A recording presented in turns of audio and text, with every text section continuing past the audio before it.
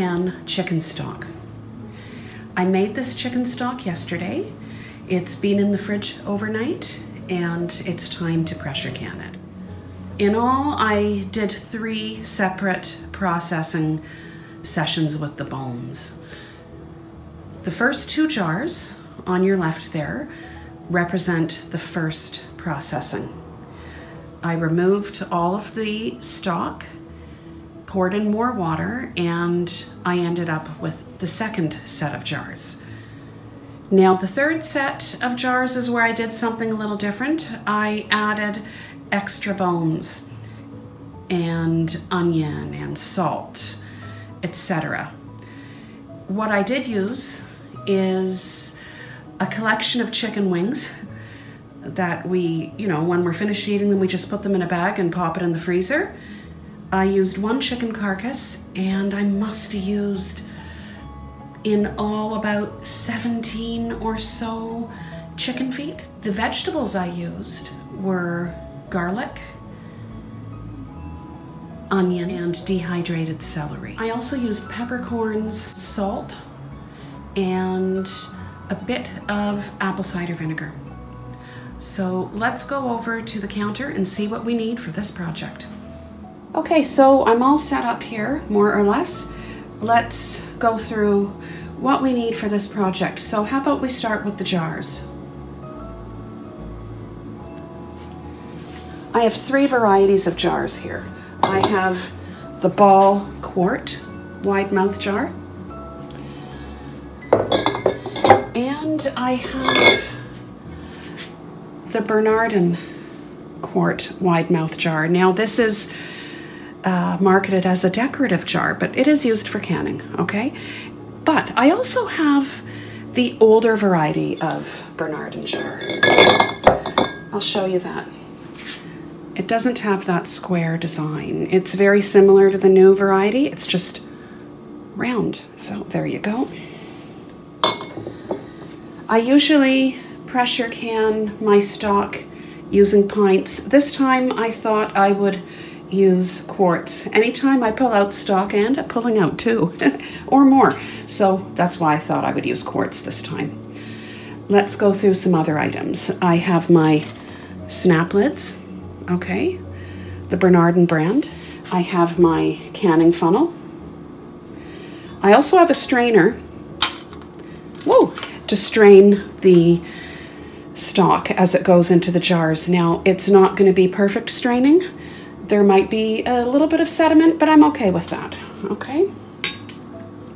I have my magnetic wand, my jar lifter. I have my vinegar, which I'm going to wipe the rims with paper towel, and when I'm done, I'll toss that in the canning pot. I also have that black canning ladle. I'm not a big fan of it.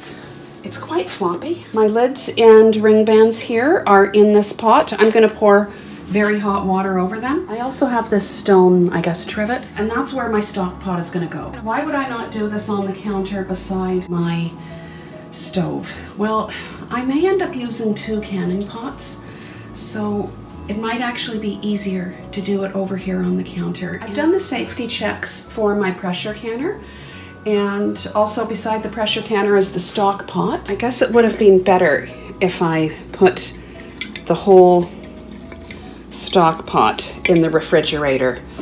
It would have been much easier to skim off the fat, but this is typically how I do it all the time anyway. Just wanted to show you how gelatinous this is. Look at that.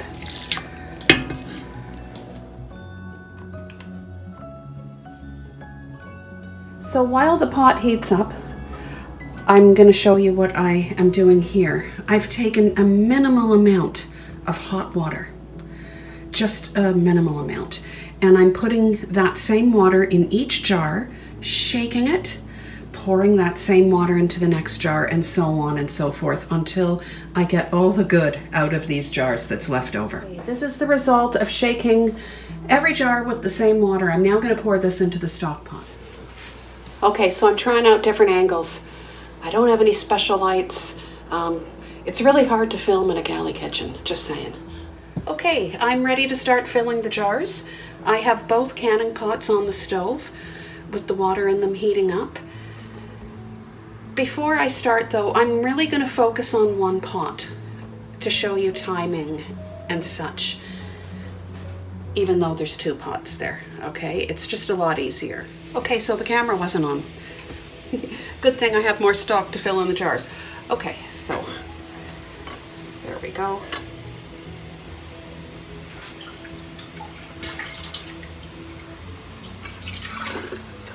Let's fill it up.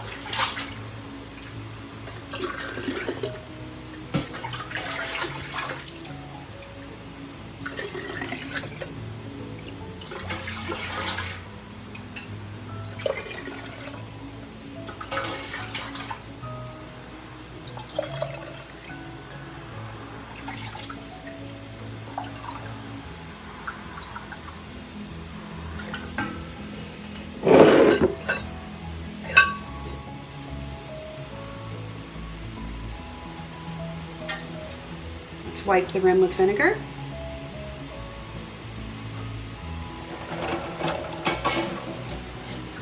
Get a lid and ring band. Screw it on finger tight, and this is what you have. Let's get that into the pot.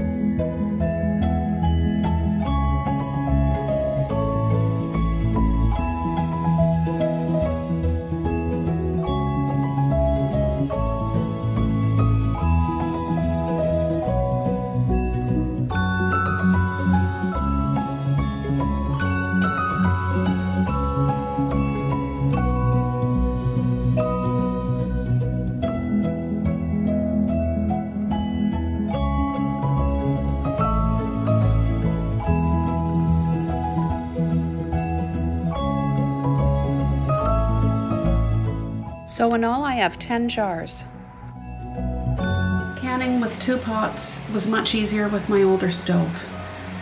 I find the elements on this stove are a little close together. But anyway, what can I say? Okay, because the 16 quart looks like it's going to be ready first, we're going to focus on the 16 quart. I won't do a lot of filming with regards to the 23 quart, okay? You'll see me take the jars out, etc. But yeah, there you go, traffic sounds. Anyway, so we now have a steady stream. I'm going to set the timer for 10 minutes so this can vent.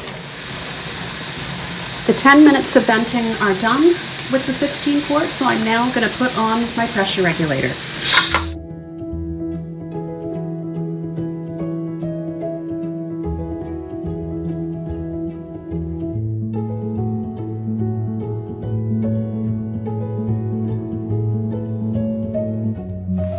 So the 16 quart has now reached 11 pounds pressure. I'm going to set the timer for 25 minutes because 25 minutes is the processing time for chicken stock in quarts. Okay, while I'm not really focusing on the 23 quart, it's not even venting a steady stream yet, so anyway, just thought I'd give you an update. So the 25 minutes processing time is completed on the 16 quart Presto. I'll bring you back when the dial goes down to 0, the air vent cover lock drops, and it's time to take off the pressure regulator.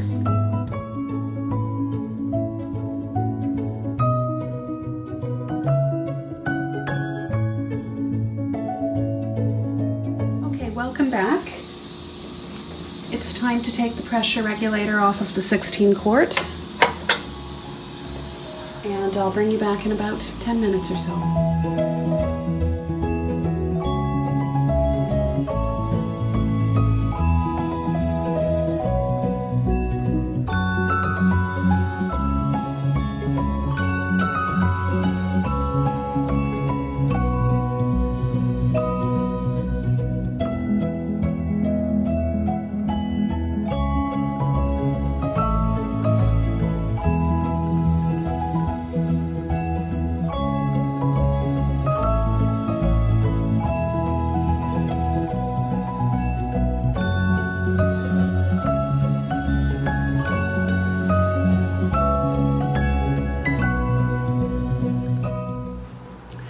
I'm now going to open up the 23 quart.